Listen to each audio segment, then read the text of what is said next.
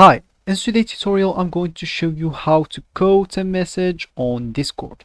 First of all, of course, if you don't have Discord on your PC, all you need to do just go and download it from any website or on any browser you're using. Then all you need to do just go sign in to create your account, or of course if you already have an account, just ignore all of that and log into your account, and let's just get straight to it. So if you want to quote a message, first of all, let me just go to a channel or to whatever, maybe text message or group message or whatever, to show you how to quote a message. So to do so, simply place the phrase you want to quote within two backticks symbols. So let me show you as an example.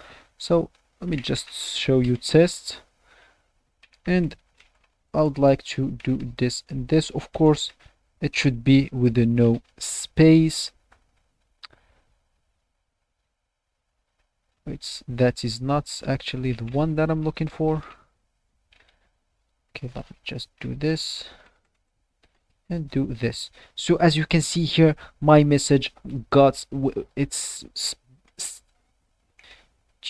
turned into code. So if I type anything into this to back do this backtick symbols, of course it will appear like that. Of course, if you hit the space as well, it will appear to you test scene, and as you can see, it appear like a code.